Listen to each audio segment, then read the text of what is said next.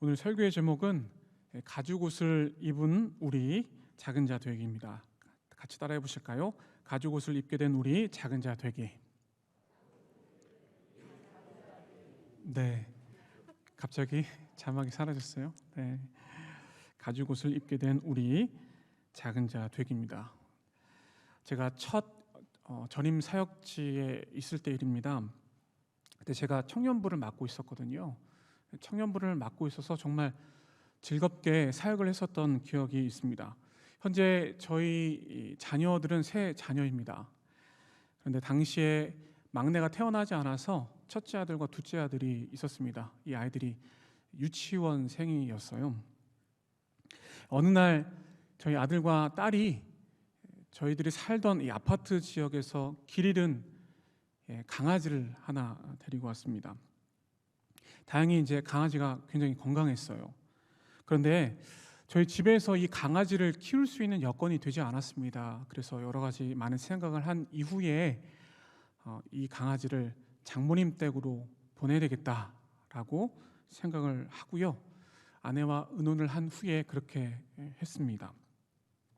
강아지를 보낸 지 2달 후에 장모님께서 여행을 가신다고 해가지고 이 강아지를 다시 데려올 수 있었어요. 말티즈 강아지예요. 아주 예쁜 강아지입니다. 암놈이라서 너무너무 예뻤어요. 이 예쁜 강아지를 더 예쁘게 하기 위해서 강아지 미용실에 제가 처음 갔는데요. 거기서 털을 깎아주고 아주 예쁘게 해줬습니다. 그리고 병원에 데리고 가서 건강 체크도 했어요. 다행히 건강이 굉장히 좋았습니다. 심지어 강아지 옷도 사줬습니다. 저에게 있어서 이런 일을 한다는 것은 정말 있을 수 없는 일이었는데 10년 전의 일이었으니까요.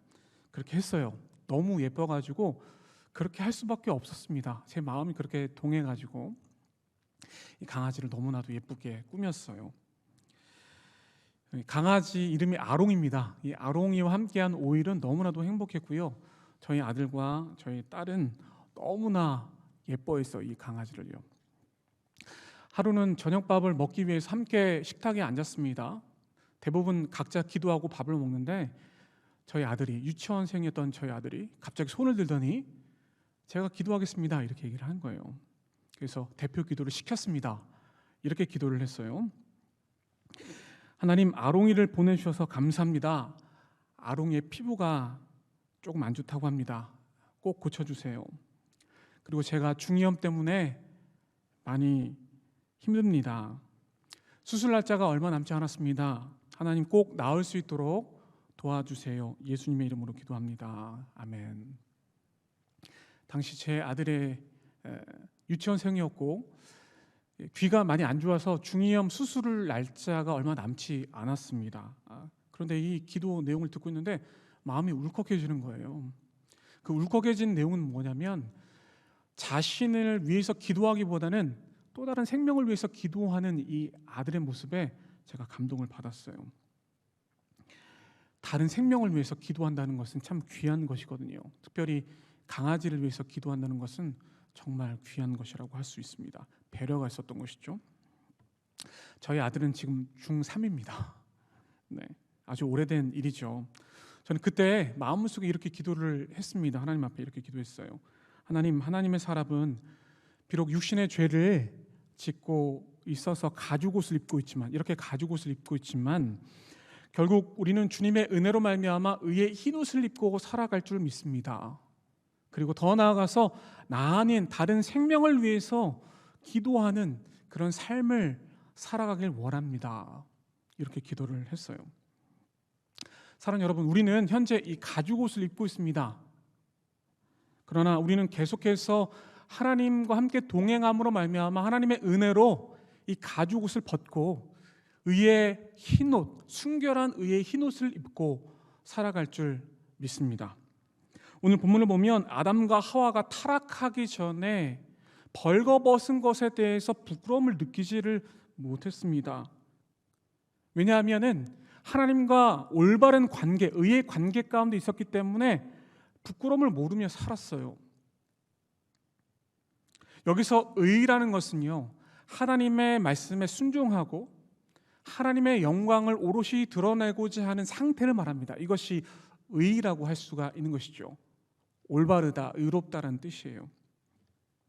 이것은 하나님의 말씀 안에서 그 질서에 순종하면서 하나님께서 원하시는 그 가운데 모든 것들을 다 수용하고 하나님의 원하시는 그 상태 가운데 거하는 것이 바로 의라고 할 수 있는 것이죠.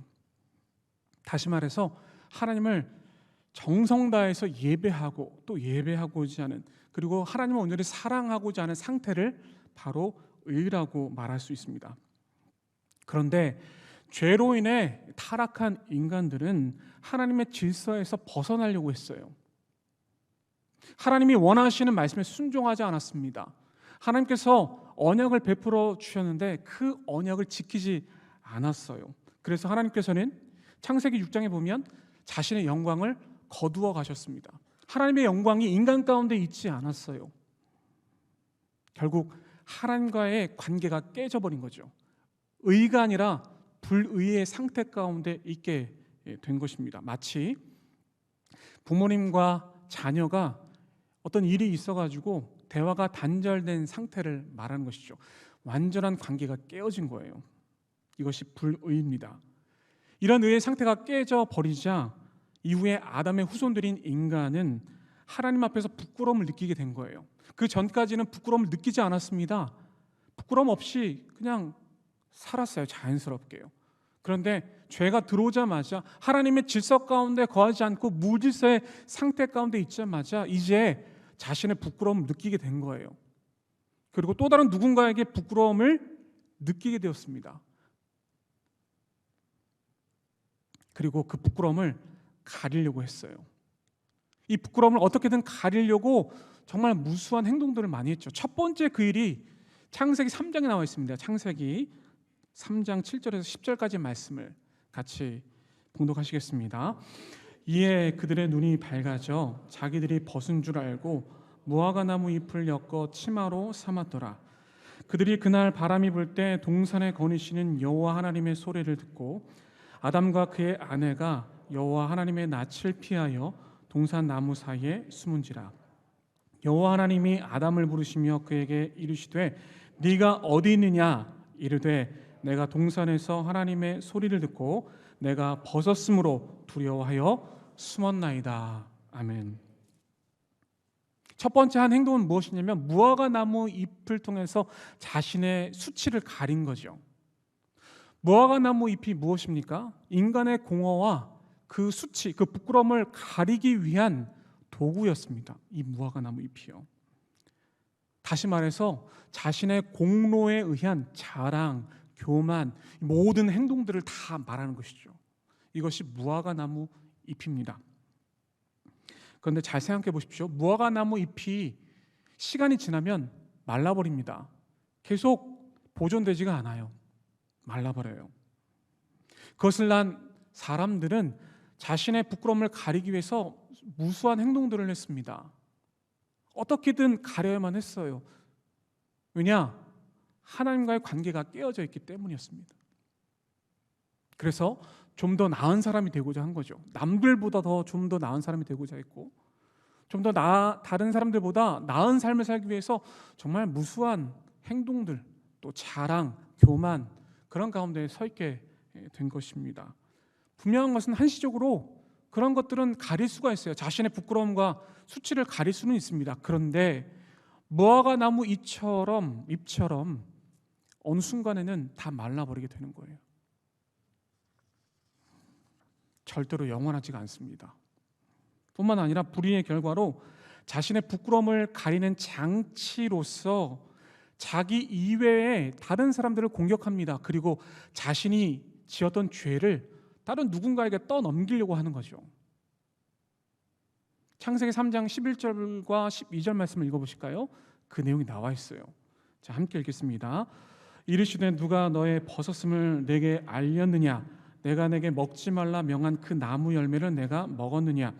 아담이 이르되 하나님이 주셔서 나와 함께 있게 하신 여자 그가 그 나무 열매를 내게 주므로 내가 먹었나이다. 아멘. 죄를 지은 아담이 자신의 부끄러움을 가리기 위해서 누군가를 공격하죠. 그 공격의 대상이 누굽니까? 하나님과 자신의 아내 하와를 공격하는 거예요. 자신의 죄를 떠넘기려고 하는 거예요. 자신의 부끄러움이 있게 되자 그런 행동을 아담이 했습니다. 이것은 분열과 험담으로 이어지게 될 수밖에 없어요. 분열과 험담으로 이어지게 되면은 결국에는 완전히 망하는 거예요. 망하는 길로 갈 수밖에 없는 것이죠.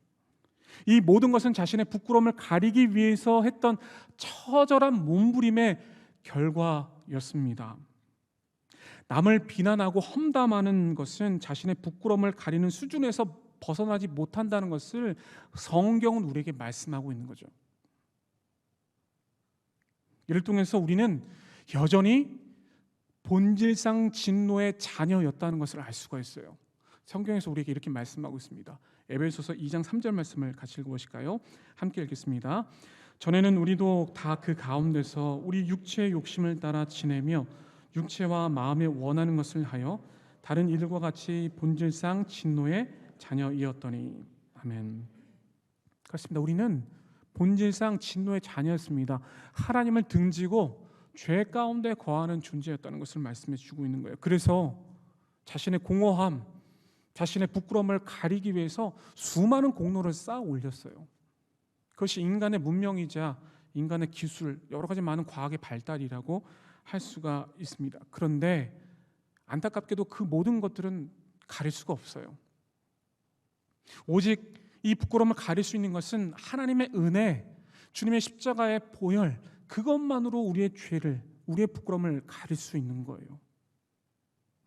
그래서 본문 창세기 3장 21절에서 하나님께서 무화과나무 잎으로 자신의 부끄러움을 가리었던 인간들에게 그 모든 것들을 걷어내게 하시고 가죽옷을 입히게 하셨습니다. 본문 창세기 3장 21절 읽어보실까요? 함께 읽겠습니다. 여호와 하나님이 아담과 그의 아내를 위하여 가죽옷을 지어 입히시니라. 아멘. 자, 하나님께서 아담과 하와에게 무화과나무 잎으로 만든 이 모든 옷을 다 걷어내시고 가죽 옷을 입히셨습니다. 손수 지어 만드신 가죽 옷을 입히셨어요. 이로 말미암아 아담과 하와는 자신의 부끄러움을 가릴 수 있게 되었어요. 우리도 지금 이 가죽 옷을 입고 있잖아요. 우리의 부끄러움을 가릴 수 있습니다. 이 모든 것은요, 우리의 욕심과 탐욕으로 말미암아 교만, 자랑, 이 모든 것들을 통해서 나타난 산물이라고 할 수 있는 거죠. 그런데 이 모든 것들은 다 하나님의 은혜로 말미암아 덮을 수가 있는 거예요. 하나님의 은혜만이 이 모든 것들을 덮을 수가 있는 것이죠. 우리의 더럽고 추악한 죄를 위해 예수님께서 스스로 벗겨짐을 당하심으로 말미암아 우리의 수치와 부끄러움을 다 안아주셨어요. 아담과 하와의 부끄러움은 우리의 부끄러움인 거예요. 그렇게 우리의 부끄러움을 가리시기 위해서 주님은 자신의 몸을 던지셨어요. 자신의 보혈을 흘리셨습니다. 대가는 엄청난 거예요. 그래서 우리는 생명을 얻었어요. 우리 수치와 우리 부끄러움이 가려지게 됐어요. 예수님의 은혜로 말미암아 된 거죠. 그래서 우리는 지금 짐승의 옷을 입고 있지만 이제 앞으로 순결하고 고귀한 의의 흰 옷을 입으며 살아갈 줄 믿습니다. 성경에 이렇게 말씀하고 있어요. 요한계시록에서 순결한 의의 흰 옷을 입은 하나님의 백성들이 정말 무수히 많이 나왔다 이렇게 말씀하고 있는데요. 그 말씀을 보실까요? 요한계시록 7장 13절부터 14절 말씀을 같이 읽겠습니다. 함께 읽겠습니다.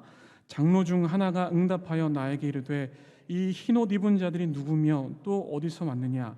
내가 말하기를 내 주여 당신이 아시나이다 하니 그가 나에게 이르되 이는 큰 환난에서 나오는 자들인데 어린 양의 피에 그 옷을 씻어 희게 하였느니라. 아멘. 그렇습니다. 어린 양의 피로 말미암아 흰 옷을 입고 나오는 무수한 하나님의 백성들이 많다는 것을 요한계시록 7장 13절에서 14절까지 명확하게 말씀하고 있습니다. 보혈은요 붉은 피지만 그 붉은 피로 말미암아 옷이 휘어졌다고 말씀하고 있습니다. 순결한 하나님의 백성들이 이렇게 나올 수 있다는 것이죠. 그런데 아직까지도 우리는 짐승의 옷을 입고 있습니다. 이 얘기는 우리는 아직까지 죄를 짓고 있다는 말과 똑같습니다. 왜 우리는 이렇게 죄를 지어 살아갈 수밖에 없는 것일까요? 예를 들면 이렇게 설명할 수 있습니다. 마라톤 경기를 한번 생각해 보세요. 42km를 뛰잖아요. 결승 지점에 통과하는 데까지 가야 돼요. 마라톤은요. 그래서 선수들과 함께 뛸 때 어떤 선수가 나의 앞에 나와서 나를 앞지를 수도 있고, 또 내가 열심히 뛰어가지고 내가 앞지를 수도 있어요. 마찬가지예요. 비유예요. 우리가 사탄과 함께 이렇게 마라톤 경기를 해서 저 결승 지점에 가기 전까지 때로는 우리가 죄를 지음으로 말미암아, 사탄의 죄의 유혹으로 말미암아 우리가 뒤처질 때가 있어요. 하나님의 계획에 있는 거죠. 그런데 우리는 하나님의 권능으로 말미암아 결국에는 그 결승 지점에 우리가 먼저 통과하는 거예요. 앞서거니 뒤서거니 하지만 결국에는 우리는 승리의 깃발을 꽂을 수가 있는 거예요. 이것이 하나님의 뜻이자 하나님의 계획입니다. 하나님의 뜻은 우리가 거룩한 하나님의 백성으로서 순결하게 의의 흰옷을 입고 나아가길 바라고 그 결승 지점으로 골인할 수 있기를 온전히 뜻을 품고 계시는 거예요. 그런데 하나님의 계획은 사탄에게 져서 때로는 실패하고 실수하는 그 가운데에 정말 나에게 하나님이 필요하시는구나, 살아계신 하나님이 나와 함께 하셔야 되는구나, 이것을 느끼게 하시는 것이 바로 하나님의 계획인 것이죠. 그래서 하나님의 뜻은 변하지 않지만 하나님의 계획은 변할 수도 있어요. 그러나 뜻과 계획은 온전히 하나님의 뜻 가운데, 하나님의 계획 가운데 하나로 점철되어지는 것이죠. 그러니까 우리는 하나님과 멀리 떨어져서 살아갈 수가 없어요. 아무리 무화과나무 잎을 계속 지은다 할지라도 그것은 결국 다 말라버리게 되어 있어요. 자신의 욕심, 탐욕, 그 길로 가서는 안 돼요. 왜냐? 하나님이 원하시는 길이 아니거든요.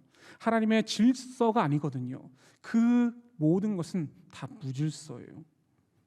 그래서 우리는 하나님을 나의 절대 주권자로 인정하고 하나님의 뜻에 순종하기 위해서 그 말씀에 따라서 살아가야 할 줄 믿습니다.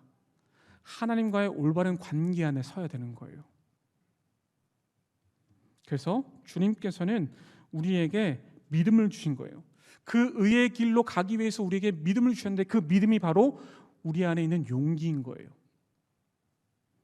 성경은 우리에게 이렇게 말씀하고 있습니다. 로마서 1장 17절 말씀 읽어보실까요? 자, 함께 읽겠습니다. 복음에는 하나님의 의가 나타나서 믿음으로 믿음에 이르게 하나니 기록된 바 오직 의는 믿음으로 말미암아 살리라 함과 같으니라. 아멘. 그렇습니다. 복음에는 하나님의 의가 나타나셨어요. 예수 그리스도께서 이 땅 가운데 오셨거든요. 그리고 우리가 믿음으로 믿음에 이르게 하신다 말씀하고 있습니다. 앞에 있는 믿음은 우리의 보잘것없는 믿음, 우리의 실수와 실패가 있는 믿음, 연약한 믿음이라고 할 수 있습니다. 그런데 그 믿음이 무질서의 상태로 가지 않고 하나님의 질서의 상태로 갈 때에 이제 하나님의 믿음, 뒤에 있는 믿음은 장성한 예수 그리스도의 믿음인데요, 그 믿음으로 향할 수밖에 없다는 거예요.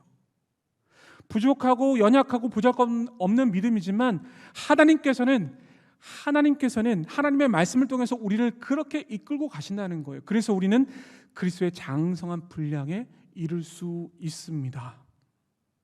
이건 분명히 의의 길이고, 그렇기 위해서 우리가 그런 용기를 내야 되고, 그런 믿음을 가기 위해서 믿음을 가져야 하는 것이죠.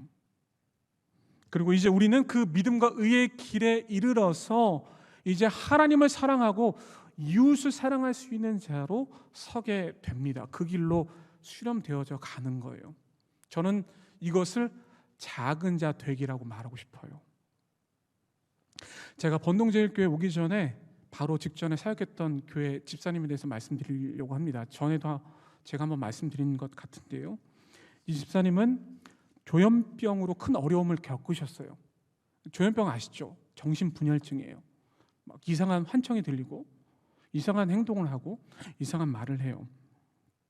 이 집사님은 원래 예수님을 믿지 않았던 분이셨어요. 그러니까 불신자, 불의의 상태 가운데 있었던 거죠. 하나님과의 관계 속에서.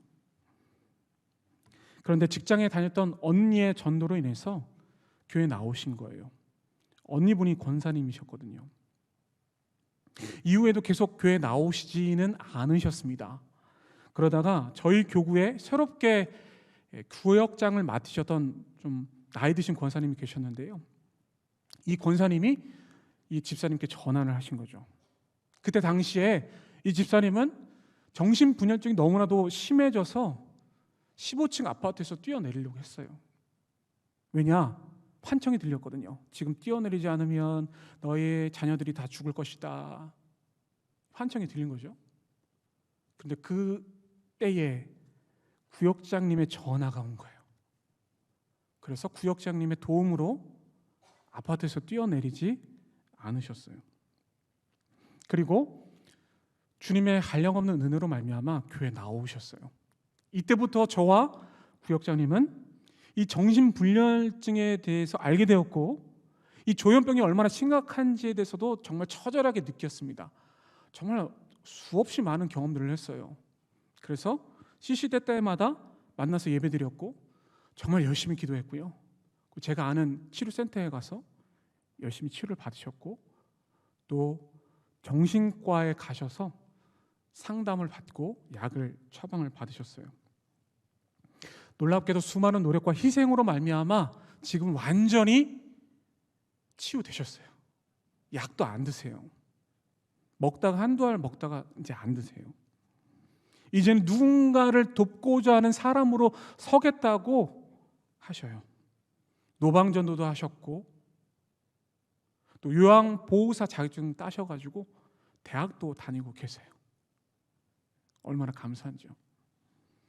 여러 명의 장애인들을 섬기고 계십니다. 어제 결혼식장 다녀왔거든요. 그분의 따님께서 결혼하셔서 그곳에 다녀왔어요. 초대를 받아가지고. 오랜만에 만나는데 얼마나 반갑던지요. 만나면 소녀 같으세요. 항상 행복해 하세요. 주님의 은혜로 말미암아 내가 치유받았습니다. 목사님 너무나 감사합니다. 이제껏 저는 탐욕과 욕심에 따라서 살아왔습니다. 하나님과의 관계 안에 살지 못했습니다. 그런데 하나님이 나를 만나 주셔서 제가 이렇게 변화됐습니다. 그래서 딸도 결혼시키게 되었습니다. 말씀해 주셨어요. 사진 잠깐 보여드릴까요? 네, 집사님이 노방전도 하시는 거예요. 교회 앞에서. 그 다음 사진 보여주실래요? 동네 가셔서 전도하시고요. 그 다음 사진이요. 요양보호사 자격증 따셨어요. 다음 사진이요. 예, 교회 바로 앞에 삼성생명 건물이 있는데 그 앞에서 전도하시는 장면이에요. 이것도 이제 공원에서 전도하시는 장면이죠. 저에게 이 사진을 보내주셨어요. 제가 보내달라고 한 적도 없는데 보내주셔가지고 보여드립니다. 네, 여기까지 보여주시면 감사하겠습니다. 이 집사님은 누군가에게 도움을 주는 사람으로 변화되셨어요. 작은 자로 서신 거죠. 마치 가죽옷을 벗고 새롭게 의의 흰옷을 입은 주님의 백성과 같은 모습으로 살아가고 계십니다. 얼마나 행복하신지 볼 때마다 웃음이 끊이지 않으세요. 주님을 믿었던 그 시기, 그 전과 후는 완전히 달라졌어요. 완전히 달라졌어요. 하나님과의 올바른 관계 안에 있을 때 그분은 변화되었습니다.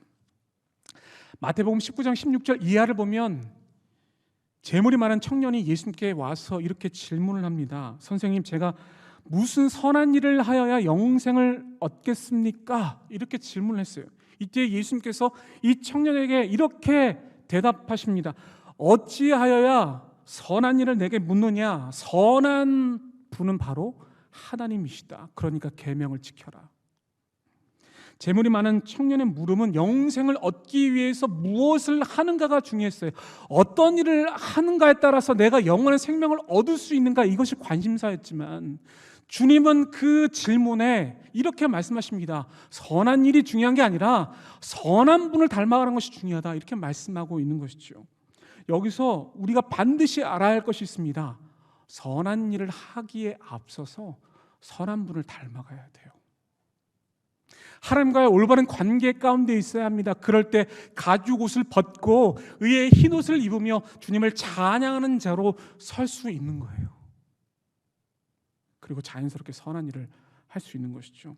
마치 어릴 때 저희 아들이 강아지 아롱이를 위해서 기도해 주었던 것처럼 조현병에서 남을 받아서 이제 행복한 삶을 살고 있는 이 집사님과 같이 우리 또한 거룩한 주님의 백성으로서 날마다 순결한 주님의 신부로 주님과 함께 동행할 수 있기를 바랍니다.